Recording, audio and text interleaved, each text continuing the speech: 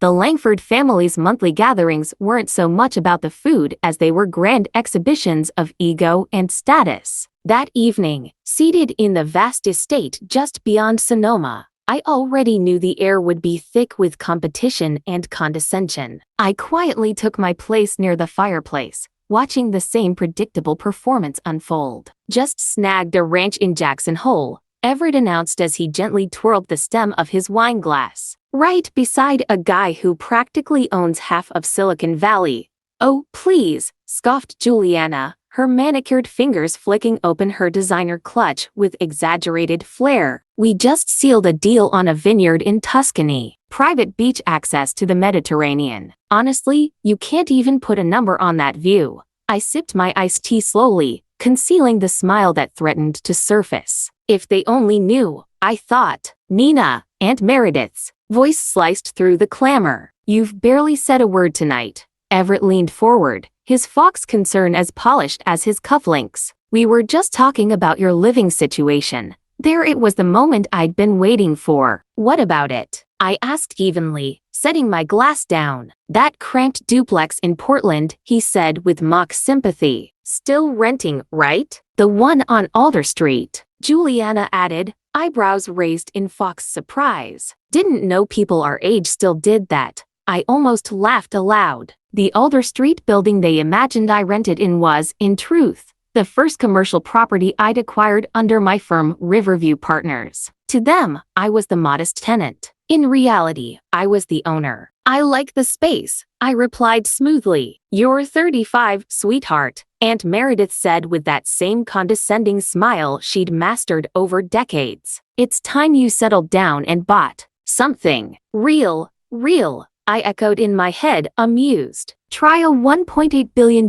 portfolio of real estate holdings. Commercial towers, multifamily properties, including Langford Plaza, the very place they met in each month to gloat and drink vintage Cabernet. 6 months earlier, I had discreetly acquired it through a private equity firm they'd never trace back to me. I didn't need their approval. I already had the keys. I managed just fine," I said aloud. Everett smirked. "Please, you can't even get a mortgage." I let them talk. Soon enough, the lease renewal paperwork would cross their desks, and the name on the letterhead would deliver a blow they'd never expect. My father finally stirred from behind his wine glass. "Let's not be cruel, Everett. Nina made her own choices." Aunt Meredith sighed as if I'd failed them by not marrying a venture capitalist or launching a trendy lifestyle brand. They pictured me scraping by, showing showbox-sized rentals to students, eking out a living from scraps. What they didn't know was that Nina Vale, their family's quiet disappointment, was also the founder and face behind Riverview Partners, a firm respected throughout the Pacific Northwest for ethical investment and tenant-first development. Juliana perked up suddenly, eyes bright. "Speaking of Portland," she said with mock concern, "have you heard what's happening on Alder Street? Some mystery firm bought the entire block. Supposedly they're planning to level the whole thing. Your little place is probably getting bulldozed."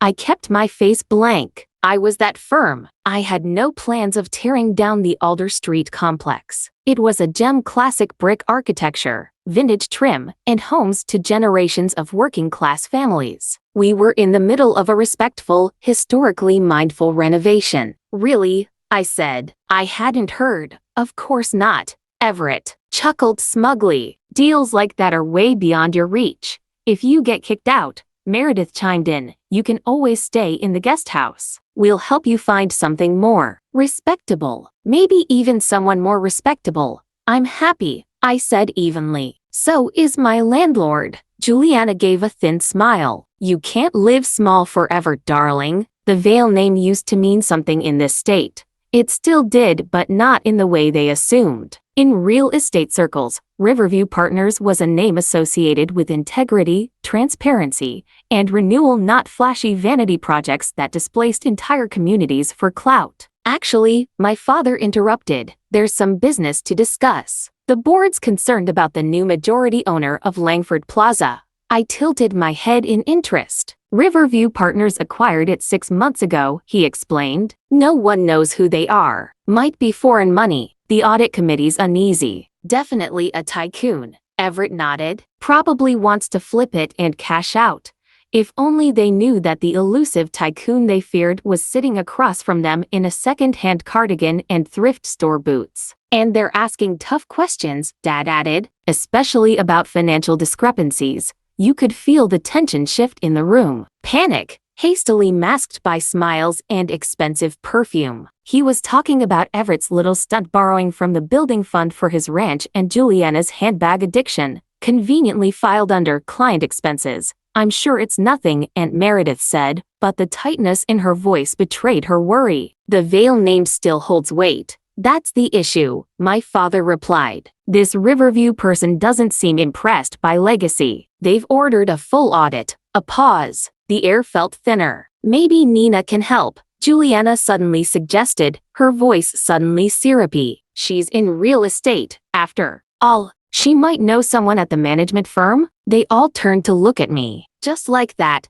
I went from irrelevant to potentially useful. I mostly work with smaller portfolios, I said with a pleasant smile. Nothing on the scale of Langford Plaza. For God's sake, Everett snapped. Can't you even help your own family? Even Mom was quiet. Dad returned to his phone. None of them thought to stand up for me, but that was okay. Because in less than 24 hours, the name they all laughed at would become their biggest threat. The public statement was scheduled. Langford Plaza would undergo immediate restructuring. No more slush funds. No more nepotism. No more designer kitchens paid for with maintenance budgets. As I stood up, brushing off my jeans, Juliana sneered. Off to show more showbox rentals? I lifted my worn leather bag containing legal documents, redevelopment proposals, and audit reports worth millions. Some of us have early mornings, I replied calmly. Nina, Aunt Meredith called sweetly. Next time try dressing more like a Vale. Appearances matter. I smiled. Don't worry. Tomorrow, I'll look exactly like a Vale,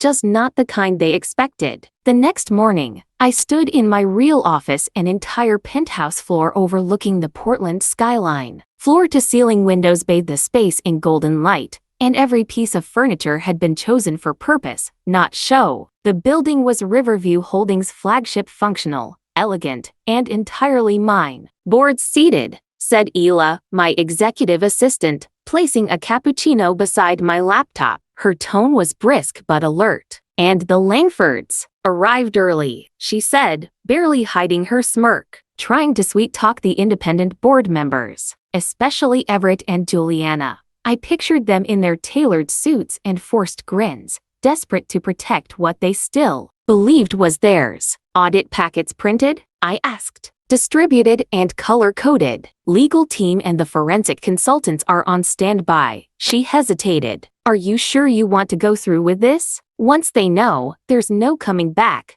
They need to understand, I said, adjusting the lapels of my deep navy Altazara suit. Legacy isn't a free pass to exploit others. It's a responsibility. Gone were the cardigans and scuffed boots. Today I was dressed exactly the way Aunt Meredith used to hope I'd look, except not for some society luncheon. I was here to dismantle the illusion they'd spent years building. The press release goes out in 20, Ela added. Once it's live, everyone will know you own Riverview. Then let's get started. As I stepped into the boardroom at Langford Plaza, the atmosphere shifted like a storm cloud rolling in. The board members sat in stiff anticipation. My family clustered at the far end, nervous, overdressed, and already unraveling. Everett was the first to speak. Who the hell are you? This meeting is for shareholders. I calmly walked to the head of the table and placed my briefcase down. I'm Nina Vale, I said, locking eyes with each of them. Founder and sole owner of Riverview Holdings, the company that purchased Langford Plaza 6 months ago.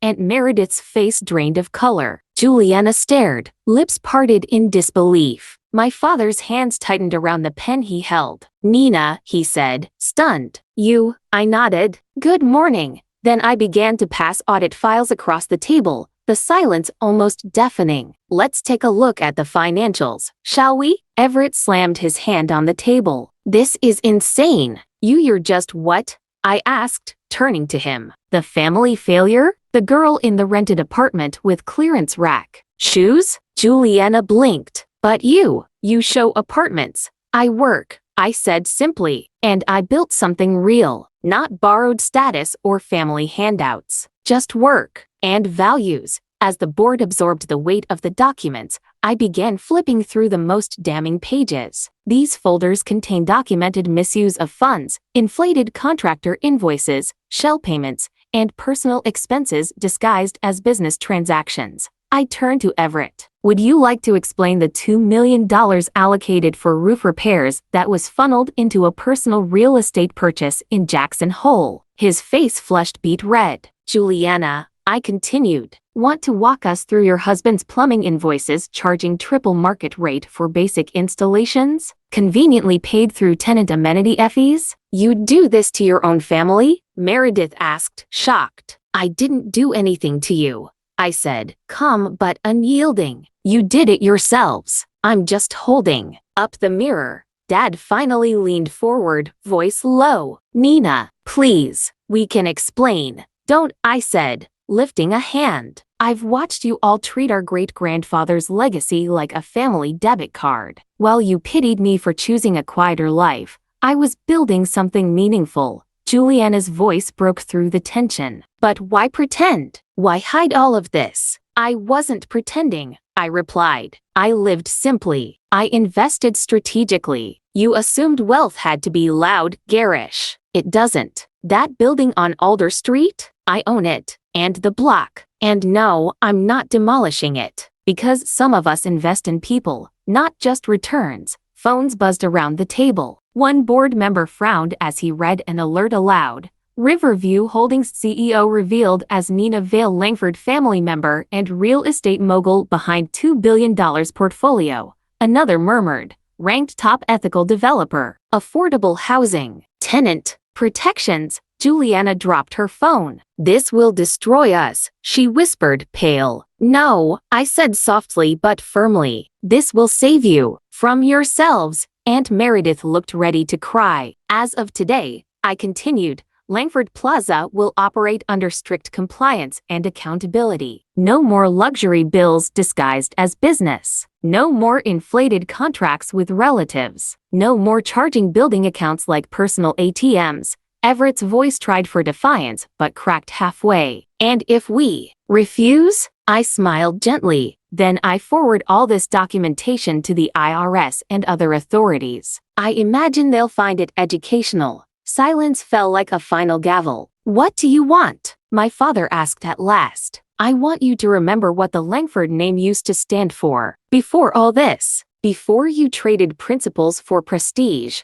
I looked around, letting it land. Our great-grandfather built homes, not hype. Communities, not cash grabs. You can help restore that or leave. I gathered the files and stood. I hear there are some rentals opening up near Lake Oswego, I said with a small smile. Lovely scenery, great for starting over. I was almost at the door when I heard my father again. Nina, he said, his voice quieter than I'd ever heard it. I was wrong about you. I paused, hand on the door. Yes, I said. You were. The aftermath played out like something from a prestige drama. The media caught wind of the story, the hidden heiress of Portland, they called me. Stories of my quiet empire spread through news outlets and business circles. Everyone was fascinated by how the so-called black sheep of the Langford family had quietly built a $2 billion real estate empire while sitting across from her family month after month, unnoticed. Aunt Meredith quietly stepped down from 3 charity boards. Her social circle, once so curated, now avoided her with a blend of pity and judgment. Juliana's husband's firm folded within weeks of the audit findings going public. Inflated invoices had a way of collapsing fast under forensic scrutiny. But not everything that followed was punishment. Everett wasn't arrested, but the pressure of exposure forced him to change. He enrolled in a public university's real estate program and began volunteering at a downtown transitional housing center. Later, he told me it was the first time he'd ever felt useful in a way that didn't require a credit card. And Dad, he surprised me most. He didn't try to wrest back control. Instead, he asked to learn, not as a Langford reclaiming a throne, but as a father, curious and willing. He asked me to walk him through my models, my ethics framework, the the partnerships I built from the ground up. For once, he wanted to understand what I'd created, not just benefit from it. 6 months later, I was back in my Alder Street apartment. Yes,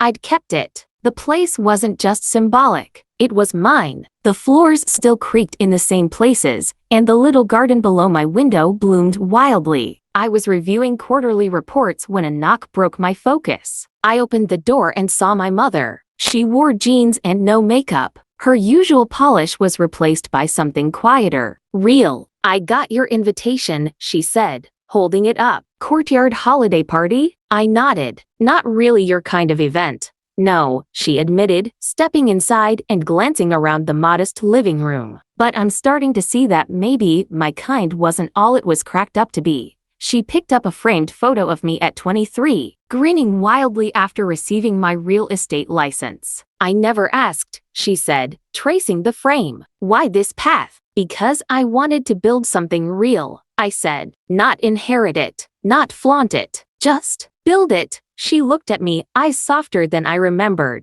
"And now, you control more than all of us." "I do," I nodded. "But control wasn't the point. Purpose was." She placed the photo down and looked up. "Will you teach me?" "Come tonight," I said. "Meet the families who've lived here for decades. Talk to them. That's where legacy begins." Later that evening, I stood by the courtyard fountain under strings of warm lights. The Alder Street holiday party was in full swing. Tables were lined with homemade cookies and hot cider. Kids laughed as they decorated sugar cookies. Tenants who had lived here for years mingled with volunteers and staff from Riverview. And slowly, my family. Juliana sat with Mrs. Lopez, who'd been in the building for 38 years. They were deep in conversation, and for once, Juliana wasn't performing, she was listening. Everett helped Mr. Keller, a World War II veteran, hang more fairy lights on the archways. My mother stood near a craft table, laughing with a group of kids. Dad joined me by the cocoa station, holding 2 mugs. "You know," he said,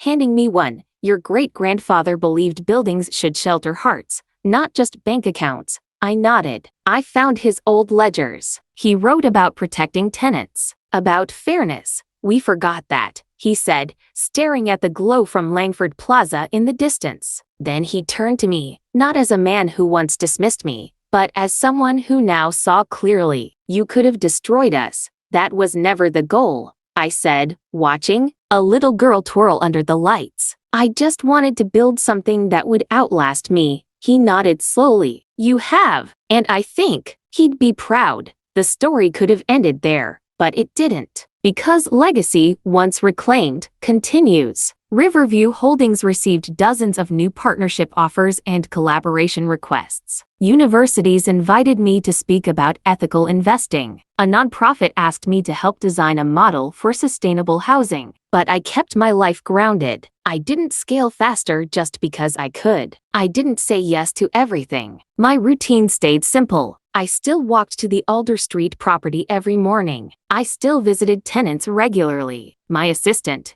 Ela, sometimes teased me about my stubborn routines, but she also understood. Success built in silence doesn't need noise. It just needs roots. I often think about those who felt dismissed, undercut, or underestimated. People told they weren't enough, weren't right, didn't belong. If that's you, maybe you see a little of yourself in me. I didn't build Riverview to prove anyone wrong. I built it because I believed in something better, an architecture of value, not vanity, a business model rooted in care, not conquest. And that was enough. So, if you're at a place in life where no one sees your worth yet, don't shout louder, build stronger. You don't need validation to begin. You need vision, discipline, and heart. The rest follows. Support stories like this, subscribe, share, and stay close. I've got more ahead. Not tales of revenge, but stories of quiet triumph, of rewriting legacy, and of choosing purpose over pride. Because in the end, the best kind of success isn't about silencing others. It's about giving them something worth listening to.